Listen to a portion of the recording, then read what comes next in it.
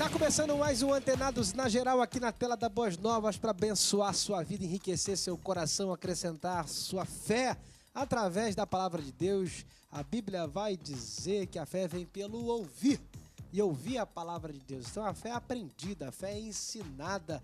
Hoje, queremos acrescentar a fé no seu coração. Hoje no programa vamos falar sobre parábolas das 10 virgens. Para participar comigo e me ajudar na contribuição, convido ele, que é evangelista da Assembleia de Deus em Bangu, Ministério de Madureira, bacharel em teologia, presidente da União de Adolescentes da Assembleia de Deus de Bangu e Congregações, Jaziel Aguiar. Bem-vindo ao Antenados na Geral. É sempre um prazer retornar a essa casa, Pablo, rever os amigos. Esse tema de hoje é um tema excelente, cara. É um tema riquíssimo que dá pra gente ficar aqui uns 2 dias debatendo. Para participar também ele, que é pastor presidente da Assembleia de Deus, Ministério Águas Purificadoras em Paciência, Silas Cavalcante. Obrigado, sempre um prazer estar aqui. Deixa eu mandar um abraço para a Congregacional de Ramos. Nossos irmãos, estive lá no sábado passado, quinta-feira pela manhã na consagração, uma benção. Um abraço para todos os nossos irmãos, o pastor Sérgio Fernandes. Deus abençoe vocês. Para participar comigo também ele, que é bacharel em teologia, licenciado em História e pós-graduado em Filosofia e Sociologia. Max Cassim, bem-vindo ao Antenados na Geral. Obrigado, Pablo, produção, obrigado a todos. Vamos bate-papo aí, com certeza tem coisa boa para você falar aí. Vamos lá então para a abordagem de hoje, falando aqui um pouquinho sobre a parábola das 10 virgens, uma mensagem escatológica, uma mensagem pertinente. Jesus queria despertar a sua igreja. Vamos falar aqui um pouquinho sobre se ela é para só a igreja ou é para o mundo todo, para quem que ela está falando. Vamos lá. A parábola narra a história de 10 virgens que esperam por seu noivo, com lamparinas e azeite para manter o fogo aceso, para que o noivo, ao chegar, consiga encontrar no caminho até elas. Esta parábola se tornou muito comum em pregações de conteúdo escatológico, onde a volta de Jesus é a temática principal, sempre comparando Cristo como noiva e a igreja como a noiva, que aguarda pronta para as bodas. Hoje no Antenados vamos explorar um pouquinho mais sobre isso. Qual o significado dentro da cultura judaica que a parábola das 10 virgens tem? Como é que a gente pode interpretar? Porque Jesus, quando cria essa parábola, ele tira uma história que já existe, uma cultura que já existe, uma prática que já existe, pega aquilo ali, faz dela uma parábola para explicar algo que ele estava querendo falar. Sempre facilitando, utilizando ferramentas da cultura. Isso é legal, né? A teologia ela tem que sempre dialogar com sua cultura, com o seu mundo. Apesar de nós termos um evangelho até subversivo, revolucionário, mas a gente pode utilizar essas ferramentas culturais, que eu acho que é legal a gente falar antes de entrar na parábola em si.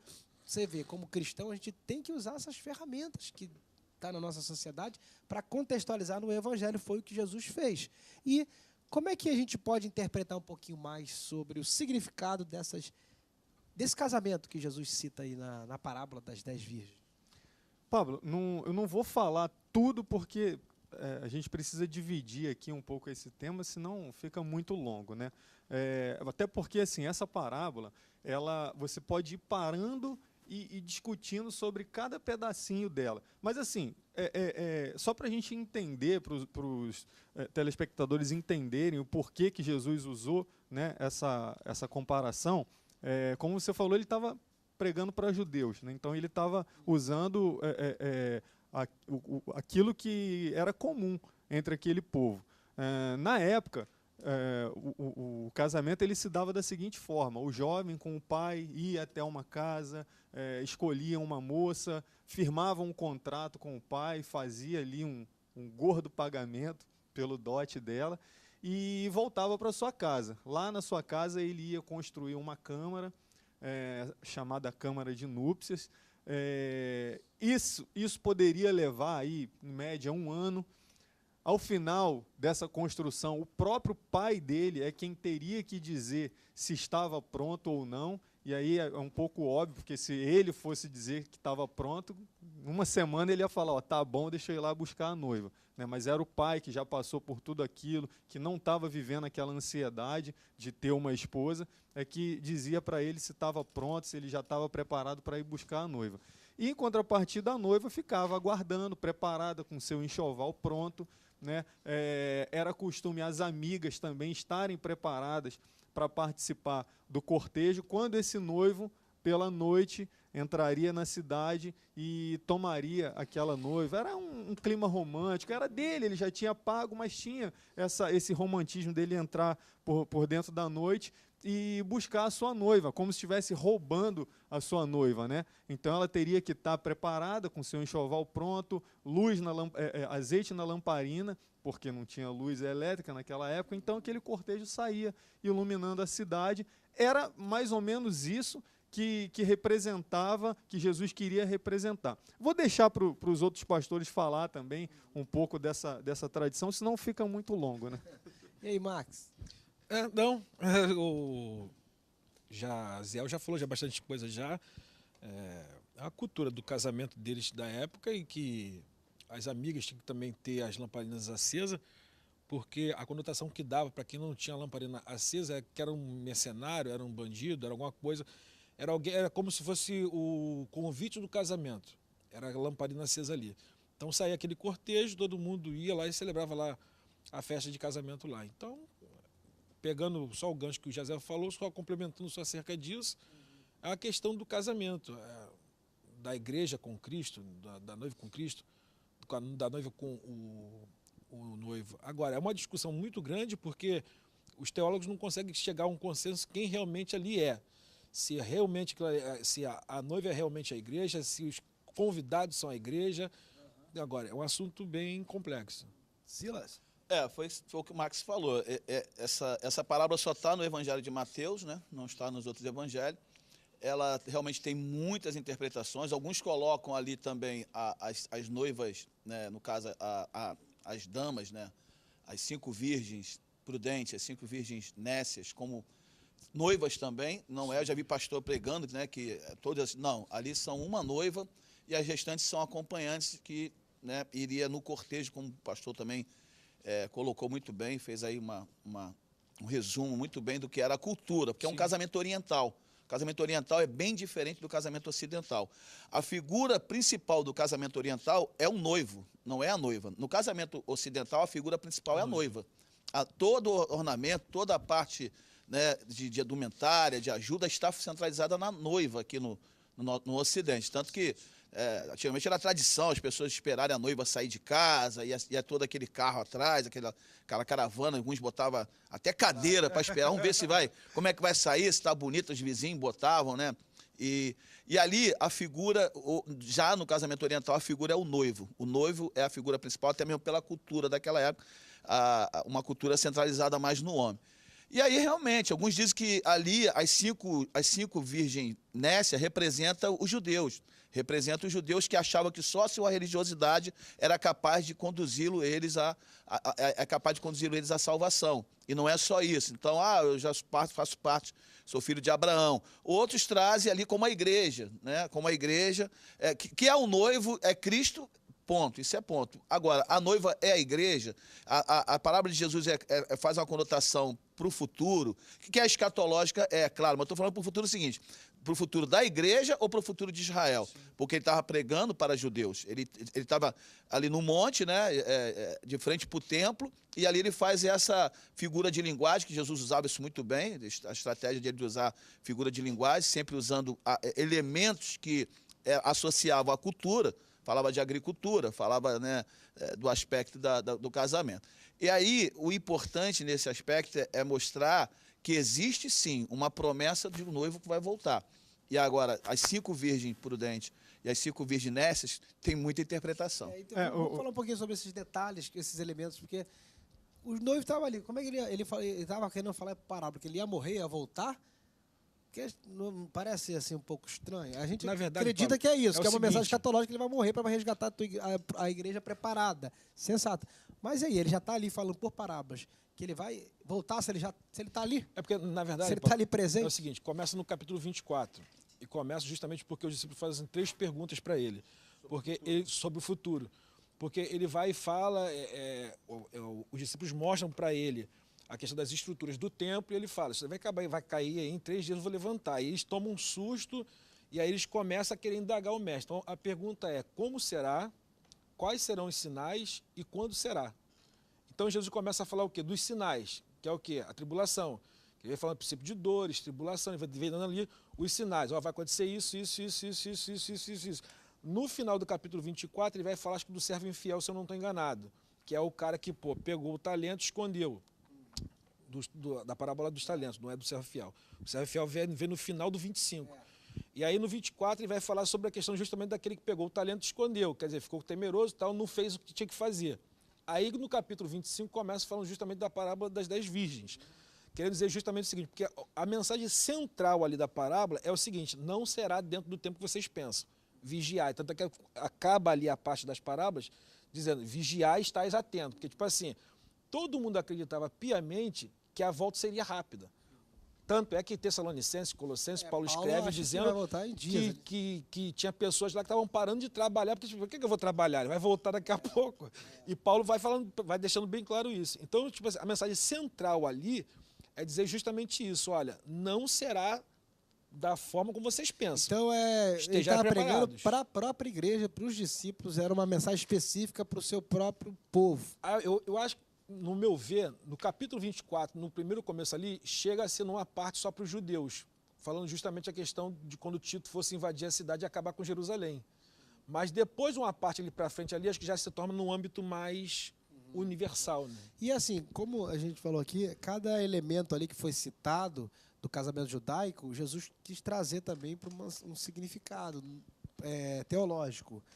Por exemplo, a lamparina. Né? A lamparina no casamento judaico tem um significado. Quando elas levam a lamparina, elas estão dizendo que é uma nova vida para aquele casamento, uma nova vida para aquela família. Então isso também tem a ver com uma novidade de vida. A expectativa do noivo, que é o retorno. E aí você vê que e o azeite, eu acho que a diferença está no azeite, que a gente vai chegar no azeite, que eu acho que é legal a gente...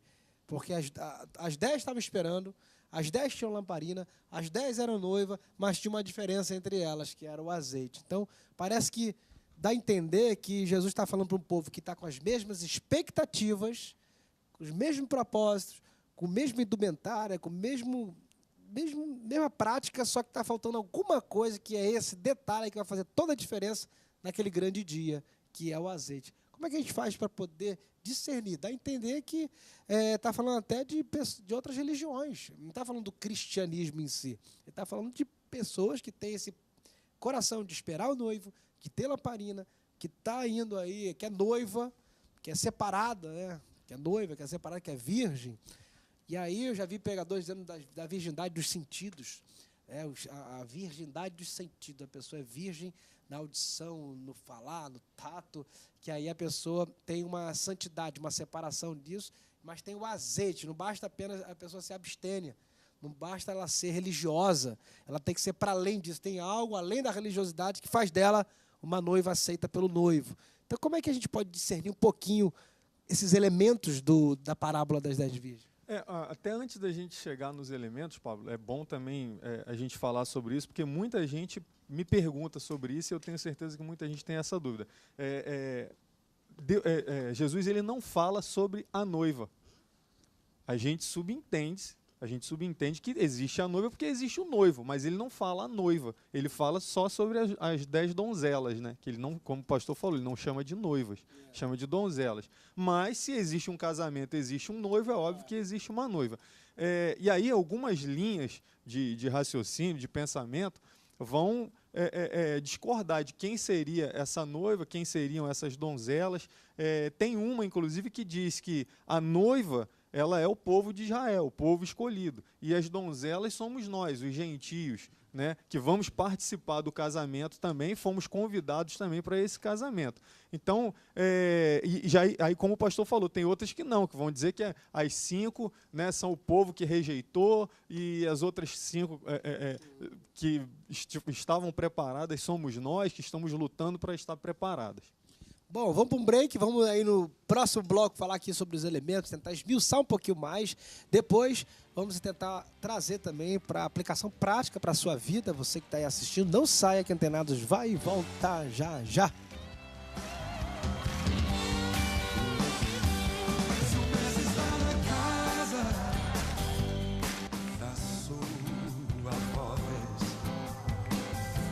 Estamos de volta, segundo bloco do Antenados Geral, com muita alegria em receber você como patrimônio nosso. Deus abençoe sua vida, te guarde, preserve sua fé.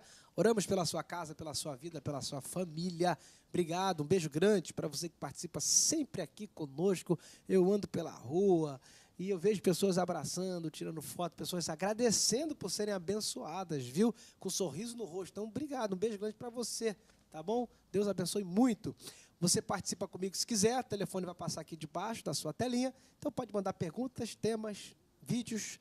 Você pode ser um ofertante fiel também, semeador. A Agência Conta vai passar aí debaixo da sua tela e manda aí a oferta que você puder e quiser, sempre com o coração alegre e voluntário. Visita a página no Facebook, canal do YouTube, Instagram. Estamos aí nas mídias sociais para abençoar e enriquecer muito a sua vida. Vamos lá, pastores. Continuar aqui e falar sobre os elementos. Vamos tentar entrar um pouquinho no... Na verdade, parece que a gente relativizou, porque é difícil você entender exatamente o significado da parábola. Mas, por alto. Vamos fazer, então, uma passar por alto. Porque a gente falou que o azeite pode... Aí nem falamos do azeite, mas o azeite pode ser espírito, pode ser o amor. Uma vez eu preguei a parábola do azeite e falei que era o amor. Que o que falta é o amor, não basta ter a capa, não basta ter a expectativa, não basta ter a religiosidade do lado de fora, parecer noiva, falar que está esperando o noivo, ter a lamparina se não tiver o azeite, que o azeite é o amor que é a razão de identidade do verdadeiro cristão. E é verdade, né? Se não tiver amor, tu pode ter toda a capa que for, religiosidade que for, que você não vai se encontrar com o noivo. Tem uma interpretação que é a que eu gosto mais. É a questão que fala o seguinte: diz que, no caso ali, as virgens seriam ali os obreiros, ministério, aqueles que são comprometidos com a palavra, com a pregação da palavra, com o ensino da palavra, e que as lamparinas acesas seriam a palavra, não, desculpa, o azeite seria a palavra e a lamparina acesa seria a fé. A fé vem pelo ouvir e ouvir a palavra de Deus. Então, tipo assim, aquilo que move a sua fé.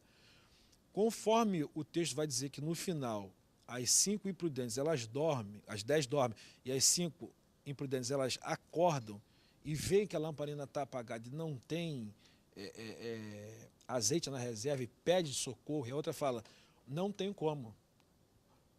Então, tipo assim, por que eu gosto muito dessa linha? Porque fé é uma coisa individual. Se alguém perder a fé e alguém falar, agora me ajuda... Olha, eu creio. Não tem como eu te passar, pegar minha fé e te passar. A relação individual. A não ser que eu venha mantendo ela na minha reserva.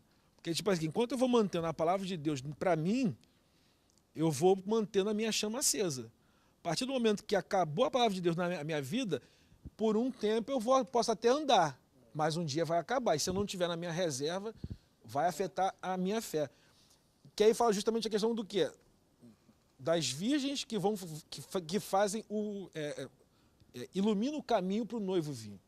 E aí você vai ver que o próprio Jesus falou que a função de João Batista era o quê? Preparar o caminho para vir um Salvador. E que hoje não é diferente para a gente. A gente prepara o caminho para Cristo chegar até.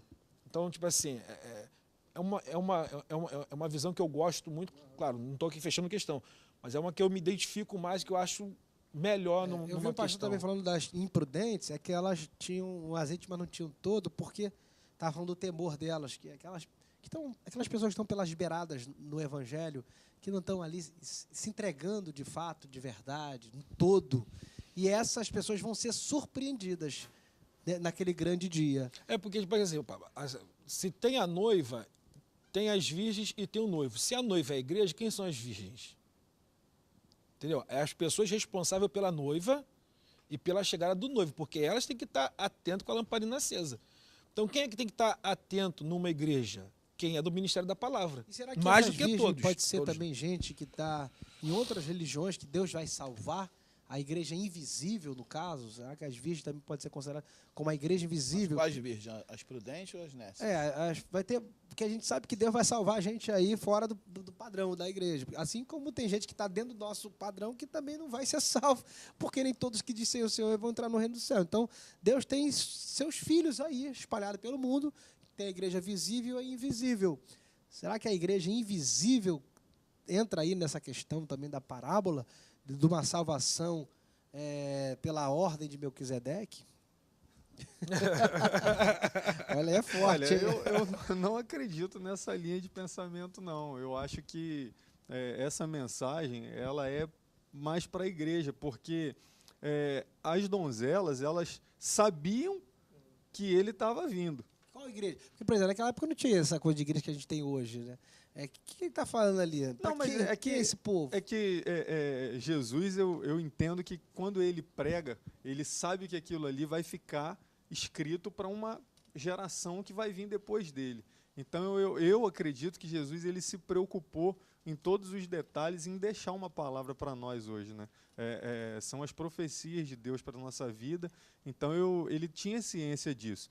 Então ele está falando de pessoas que sabiam que ele viria, né?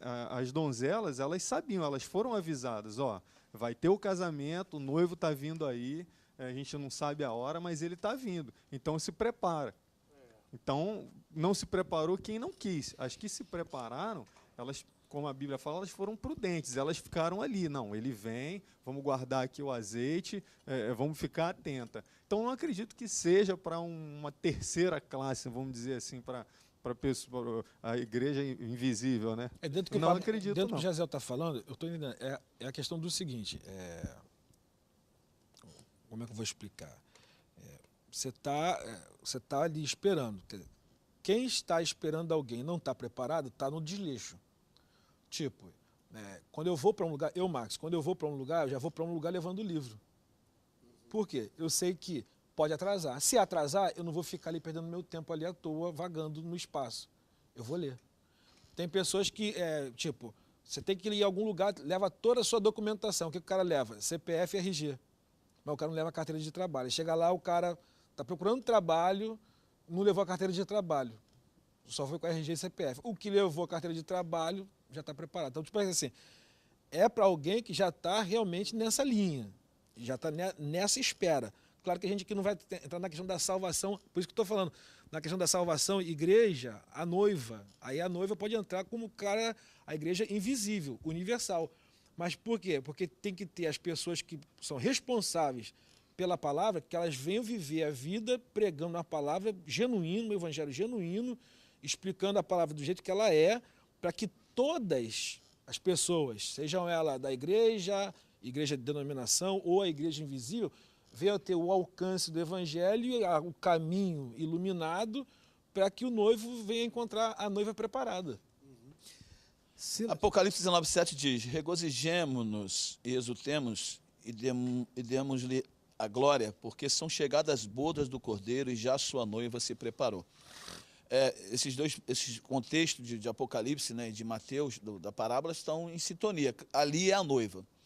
O ponto comum aqui que nós chegamos é que as 10 virgens não são noivas, são Sim, perfeito. Damas de honra, acompanhantes, até porque na cultura judaica, até pessoas que não eram convidadas poderiam participar da festa. Sim. As virgens poderiam levar, mesmo que não seja a própria noiva, poderiam as virgens levar. A tocha seria um sinônimo de um convite. É um convite. E aí você vê que também é uma festa que durava muitos dias, levando para o princípio da eternidade, né? O casamento oriental, meu irmão, chega a durar semanas, O né? judeu Pessoal, demora 7 é igual o dias. nosso, que é horas e acabou. Então você vê que Caro ainda, nossa. durava muitos dias, né? Você vê quando lá no Velho Testamento, o rei Assuero, que casou com Esther, o casamento, a festa durou dias. Então, o princípio é que não eram que elas ficaram nécias, elas eram nécias. A Bíblia diz, eram 5 prudentes e 5 nécias. Então, elas já estavam sabendo da festa, sabia que ia precisar de reserva de azeite, mas elas eram desleixadas por si mesmas. Elas já tinham essa concepção. Aí até eu vi aí um pessoal que leva para o lado do calvinismo, do arminianismo, que as 5 ali não podiam fazer o que quisessem, não tinha como elas entrarem nas bodas do Cordeiro. A porta se fechou, eis que aí vem o noivo, meia-noite, né? Esse horário que a Bíblia sempre coloca, e ali elas ficaram de fora porque não tinham reserva de azeite. Eu penso que não concordo, não sou calvinista, né?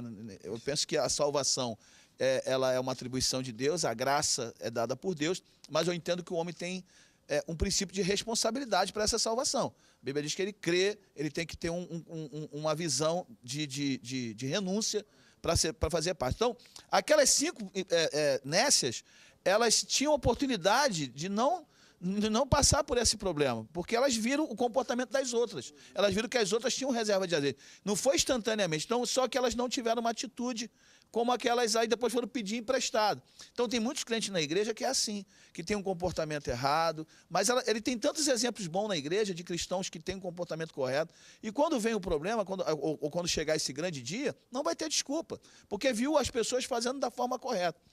E aí a pessoa perdeu a chegada do noivo, perdeu a oportunidade de entrar às bodas e perdeu a salvação. Eu creio que a pessoa perca a salvação, porque Hebreus fala sobre isso, que pessoas que um dia experimentaram, um dia tiveram comunhão, foi revelado, estavam dentro da aliança e depois perderam, abandonaram esse princípio por simplesmente não darem razão e ênfase àquela importância daquele evento. Essa porta fechada do noivo aí significa o quê?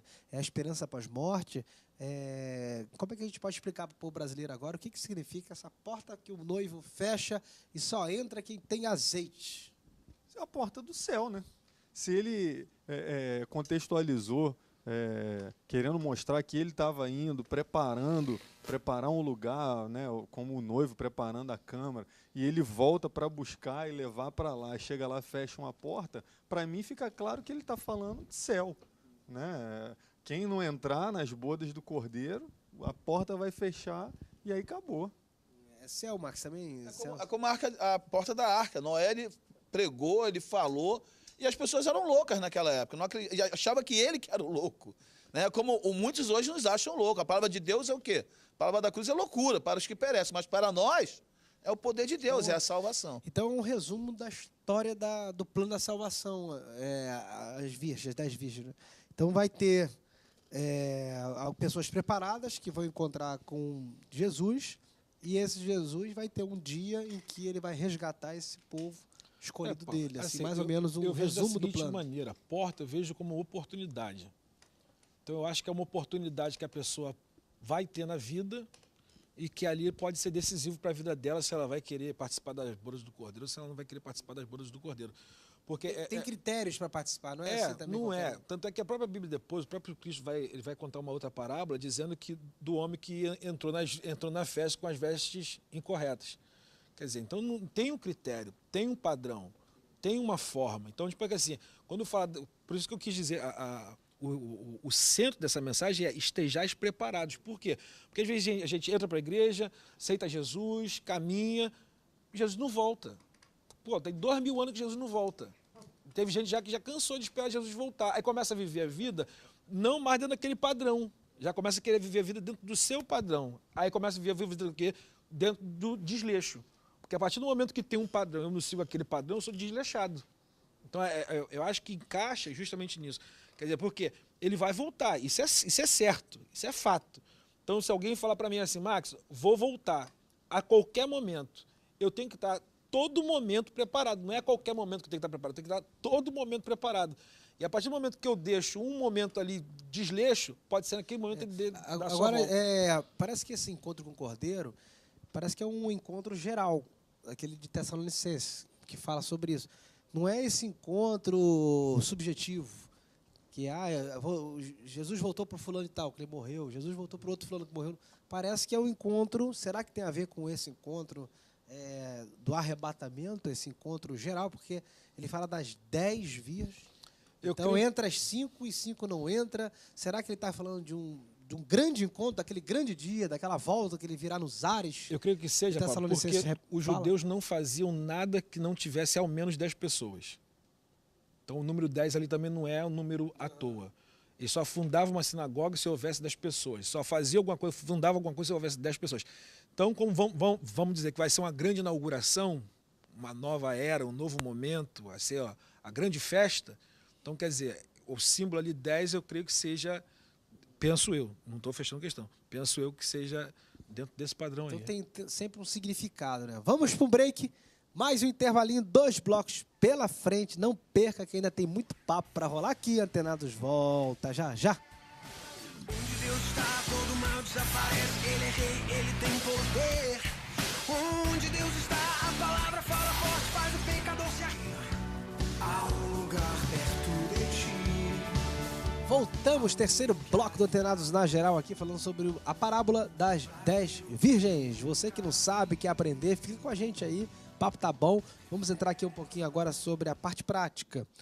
Como é que a gente pode trazer para o prático? A gente falou aqui um pouquinho das questões teológicas, dos significados. Agora, como ser uma virgem prudente? Como que na prática eu consigo me encaixar com essa lamparina acesa, com esse azeite que me mantém até a volta do noivo, até o encontro do noivo, para que eu possa entrar na casa e participar.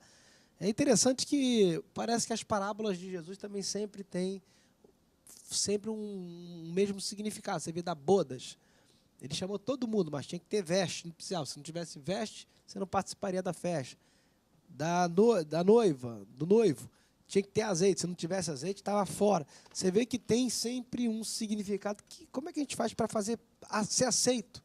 Fazer parte dessa bodas, fazer parte desse casamento, ser aceito desse noivo. O que faz de nós aceitos por Deus? Como é que vocês podem... Pablo, em João, tem uma passagem que eu amo, que fala, aquele que tem os meus mandamentos e os guarda, esse é o que me ama. E o que me ama será amado por meu Pai, e eu também o amarei e me manifestarei a ele. Quer dizer, é o noivo se manifestando, é o noivo vindo até nós, né?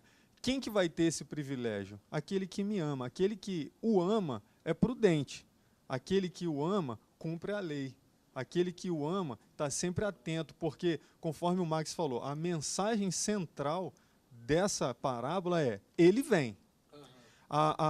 O texto ele até começa dizendo que as donzelas saem ao encontro porque parece que ele se atrasa um pouco, mas ele vem.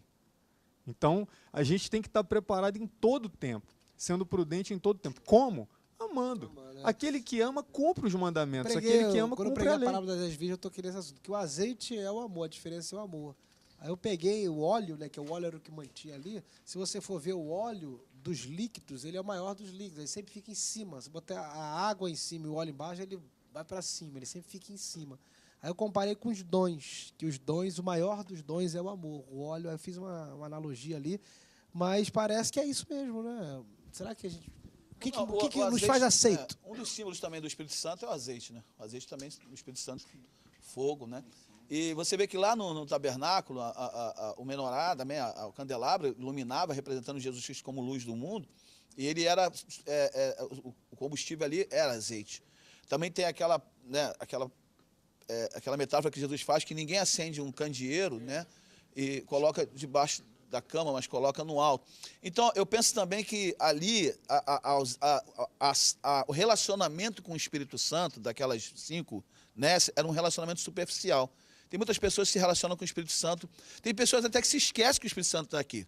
Quem está aqui regendo, nós estamos na dispensação da graça, e quem está é o Espírito Santo. Jesus, na verdade, não está aqui. A Bíblia diz que ele está à destra de Deus e intercede por nós. Ele está aqui na pessoa do Espírito Santo, para aqueles que acreditam na Trindade, né?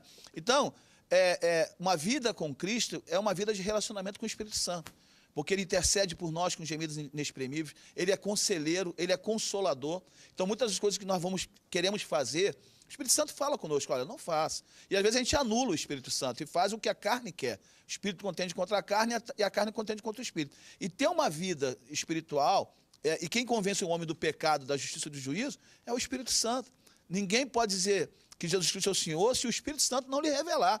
Então, eu penso que ali também, aquelas 5 nécias, elas eram religiosas. Tem muitas pessoas que são religiosas, estão na igreja com a Bíblia, estão na igreja com as suas edumentárias cristãs, mas não têm relacionamento com o Espírito Santo. Não sabem perdoar, são pessoas que rancorosas, são pessoas maledicentes, são pessoas que estão ali como pedras de tropeço. Essas 5 nécias, elas, num determinado momento, elas podiam atrapalhar o cortejo.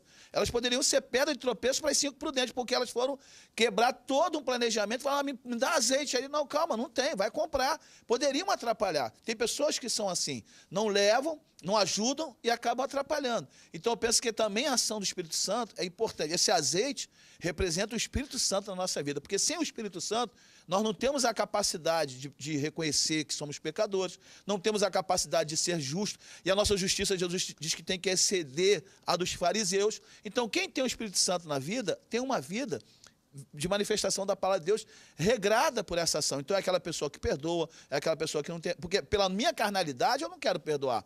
Pela minha carnalidade eu não quero ser uma pessoa benevolente. Mas quando o Espírito Santo age na minha vida, toda vez que aquele que é guiado pelo Espírito, esse está na vontade de Deus, mas aquele que é guiado da carne é a carne. Aquele que vive na carne vai morrer na carne. Então, essas virgens aí, elas tinham um relacionamento superficial. Então, o azeite representa também a ação do Espírito Santo. E aí, Max? Conforme eu falei no bloco anterior, eu gosto da interpretação que o azeite seja a palavra. Porque quando a gente guarda a palavra, entra aqui naquilo que o Davi disse. O salmista Davi disse: eu escondi a tua palavra no meu coração para não pecar contra ti. Então, quer dizer, se eu tenho ali algo na minha reserva, eu estou querendo dizer ali que isso não é somente para agora, isso é para longo tempo. Eu não estou esperando Cristo apenas para esta vida. Estou esperando Cristo para toda uma eternidade. Estou esperando Cristo para hoje, para amanhã, para depois, e quando eu estiver com Ele, vou ficar com Ele, enfim, quando Ele voltar. Então, eu penso assim, que a questão do azeite seja, no meu ponto de vista, não estou fechando questão. E a palavra é uma palavra de vida, né? Porque ela mantém a lâmpada acesa. Então, tipo assim, a palavra me mantém aceso na chama do Espírito, na chama da minha fé. Que aí entra a questão de eu amar o meu próximo, de eu perdoar o meu próximo. Porque tem pessoas que vivem, conforme já foi dito aqui, vivem na igreja, mas assim, vivem a vida de Cristo para agora, para o momento agora. O pastor Neil pregou ontem lá uma mensagem da ontem lá, maravilhosa, falando justamente disso. Quando ele citou o texto lá de 2 Timóteo, 1 Timóteo 4, se eu não estou enganado, que fala sobre um dos discípulos que Paulo deixou doente. E ele falou assim, será que a gente iria amar o apóstolo Paulo se ele deixa a gente doente, se em Atos está dizendo que até o lenço dele curava? Se o lenço dele curava e ele não me curou, por quê? Será que eu ia amar Paulo por ele ter feito isso comigo, por ele ter deixado nessa situação? E ele levou essa imagem para a questão de Deus. Será que eu amo Deus por ele ser Deus ou eu amo Deus porque ele cura?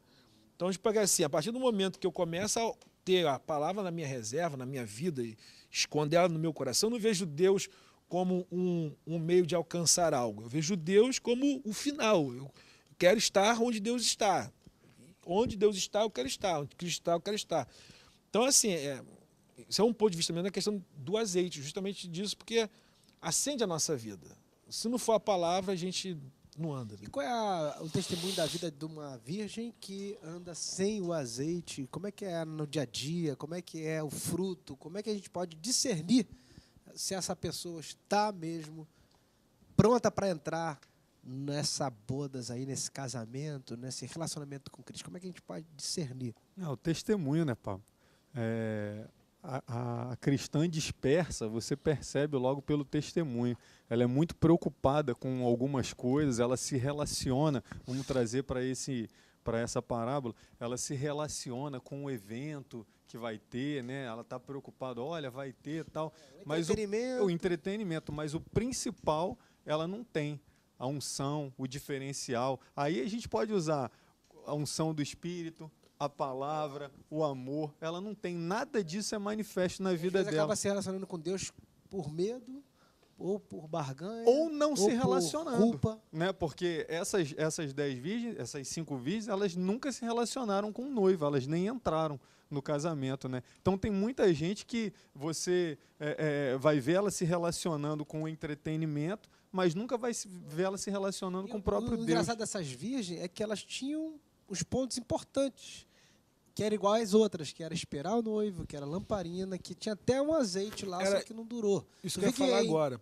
Dá para confundir. Será que é complexo, porque... estão no nosso meio, estão aí parecidos com a gente, iguais, mas não são os nossos. As 10 eram iguais. E as 10 dormiram. Objetivo, as 10 dormiram.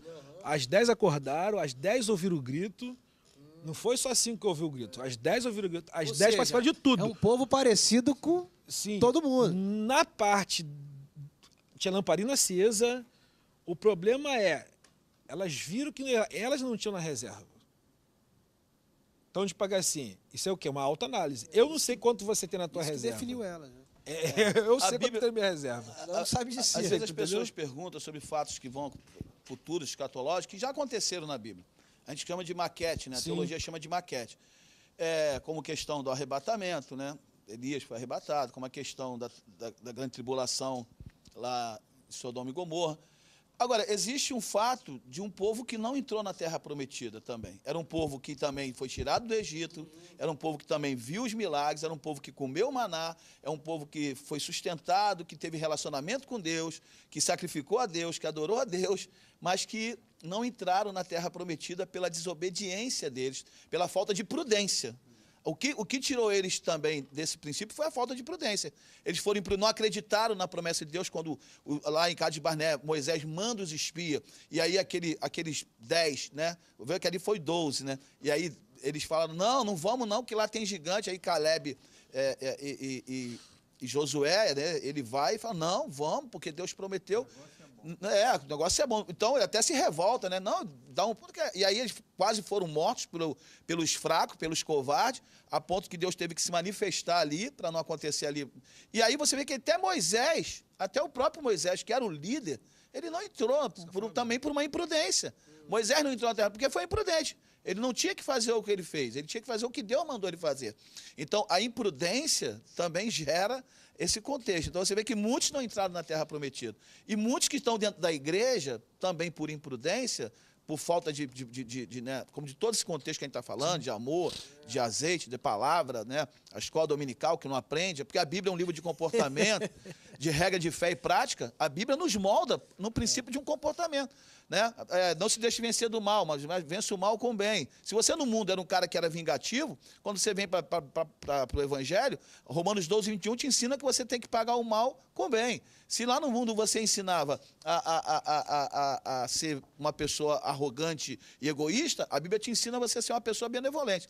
Então, esse contexto já aconteceu nesse princípio aí do Velho Testamento. E como é que a gente faz para cultivar esse... Porque parece que é um cultivo. A salvação não é pelas obras, mas Deus dá a salvação, prepara, mas há um cultivo, né? A gente tem que cultivar esse azeite, tem que zelar por esse azeite. Como é que a gente pode cultivar? Como é que a pessoa que está em casa? A salvação não é pelas obras, mas quem é salvo tem que gerar obras. Né? Tiago fala muito bem isso. Quem é salvo, a graça...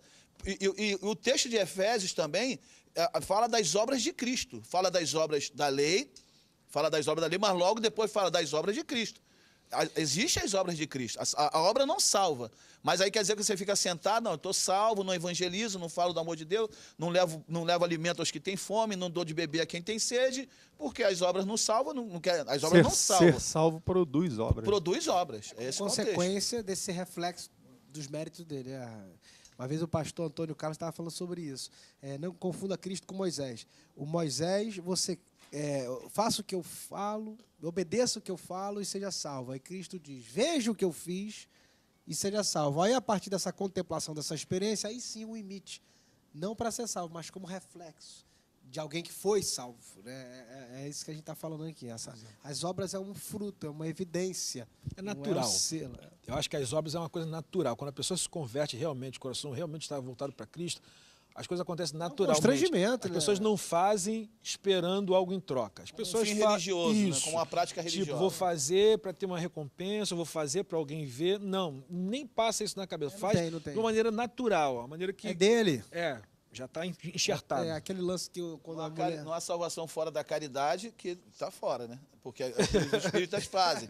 É que está fora. Porque não há salvação fora de Cristo. Caridade não salva ninguém. Isso aí. Muito bem, tem mais um bloco pela frente. Não sai, antenados, volta já. Imperfeito, choro, me entristeço e sinto medo. E só sua.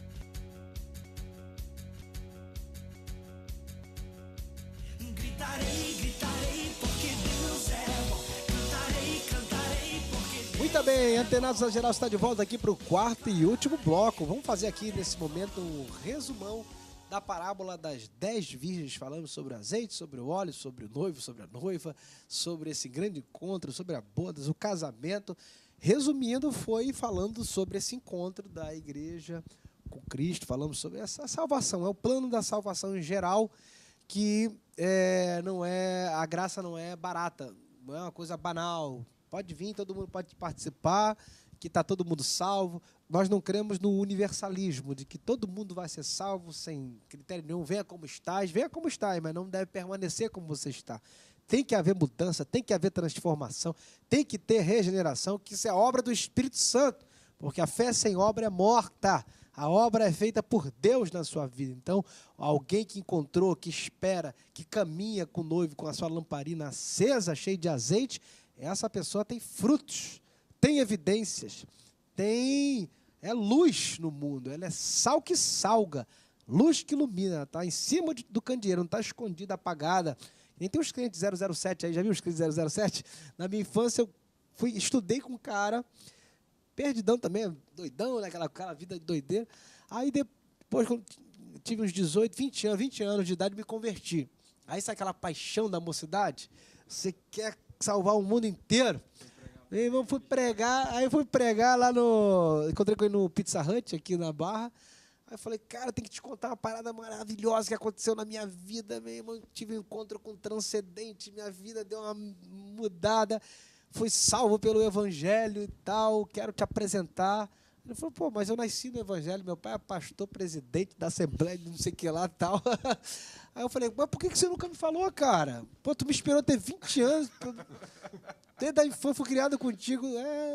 De vergonha, eu cristão 007. E o cara, filho de pastor de alto nível aí. Eu falei, olha só, a lamparina tem... Vamos fazer um resumo disso aí.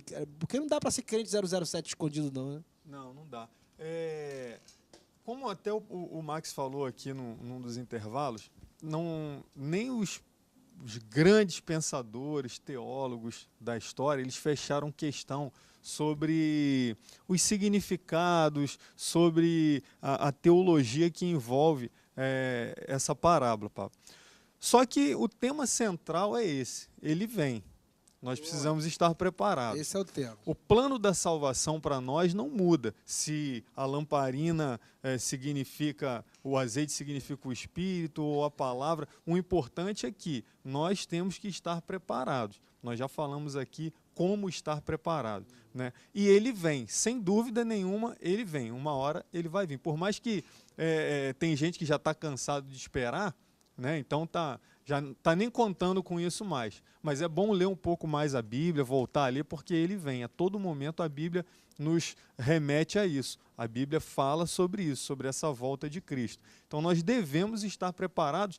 E esse estar preparado é estar aqui dando frutos, como a gente falou. Se nós somos salvos, se nós estamos aguardando o noivo, nós temos que produzir coisas boas. Nós temos que dar testemunho de Cristo. Dizia o profeta Geraldo Vandré, caminhando, cantando e ouvindo a canção, né? Quem sabe faz a hora, não espera acontecer. E é verdade, porque é no caminho, não é parado esperando o espectador. Ontem eu falei sobre isso, nós não somos espectadores, somos agentes. Então é caminhando e cantando. Como você falou, né? Tanta gente está esperando aí uma palavra, alguém que pregue, e aí tem os 007 aí que estão escondidos e não estão falando. Se nós recebemos, se é bom, por que nós vamos reter? Nós precisamos dividir, nós precisamos repartir isso que nós recebemos, né?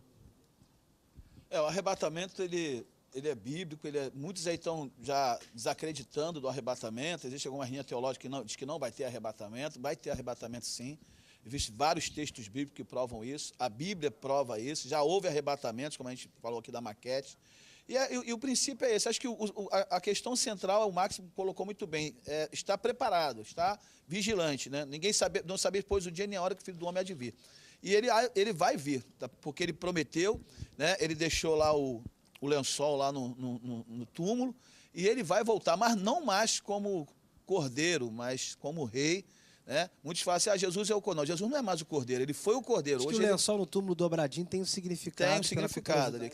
Ele vai voltar. Que vai voltar. Então, ele vai vir como rei, vai julgar as nações. Eu acredito em reinado milenar. Ele vai reinar nessa terra, sim. E essa parábola aí é um despertamento para nós. Seja se a visão judaica, se a visão da igreja, o fator central é estar preparado. Pegando o gancho do que o Silas falou, o assunto central, o tema central dessa mensagem é justamente esse. Jesus estava querendo dizer que o povo estava muito preocupado com coisas que não deveria se preocupar. Porque, conforme falei, as dúvidas deles, as perguntas deles eram: como vai ser, quais os sinais e quando será. Eles não perguntaram como eu tenho que estar. Eu acho que Jesus quis dizer justamente isso. Olha, o tempo não importa, porque vocês não vão saber o seu Pai. Então, o que importa é que vocês estejam preparados a todo momento. Por mais que demore, por mais que você tenha aí, sei lá, 20 anos, 30 anos, 40 anos de igreja. Ah, mas eu ouço minha avó falar. Tu vai ouvir o teu filho, o teu neto falar e pode ser que Jesus não venha e você parte. Então, mas viva todos os dias, conforme Paulo falou. Viva pedindo, ansiando que ele volte. A oração tem que ser essa, Maranata, a hora venha. Que ele venha mais próximo, mais rápido possível. Porque se ele vier, a gente sobe. Se não vier, a gente fica mais um Deu pouco. ruim. Aí o que vocês diriam agora, se você estivesse de frente para alguém aqui que está nos assistindo, uma mensagem solene, uma mensagem confrontadora, uma mensagem de despertamento para alguém aí, baseado nessa palavra aí. Qual é a frase, qual é a palavra que você daria agora para a igreja brasileira em relação a esse texto que não é um texto sério, né? A gente está falando aqui, é um texto sério, tem a ver com a eternidade da pessoa, com a vida da pessoa. Pablo, eu diria o seguinte, que hoje, infelizmente, nós temos igrejas que estão pregando e prometendo um monte de coisa para trazer você para dentro da igreja dele. Só que o noivo, quando ele pediu para as donzelas, para as virgens ficarem preparadas, ele não prometeu casa, emprego, carro, nada para elas. Só falou para elas ficarem preparadas que ia ter um casamento, ia rolar um casamento e elas iam participar. Então a mensagem é essa, não vai atrás de bens. Existe algo que vai acontecer que é para a sua vida eterna, não tem fim. Esteja preparado para isso. Maravilha, então essa aí fica a palavra final do Jaziel. Jesus é a sua recompensa. Estamos aqui para pregar Deus como nossa recompensa. Ele é a nossa recompensa. Aleluia! Obrigado, pastores. Obrigado, Brasil. Obrigado você que me ouve. Um beijo grande, como sempre. Até a próxima. Quem nunca experimentou lutar, não sabe o que é vencer. Quem pode acontecer, não sabe quando dar. Assim vai vir da vida. Quem nunca experimentou lutar, não sabe o que é vencer. Quantas mulheres brasileiras vão pedindo socorro a Deus. Olha pra gente.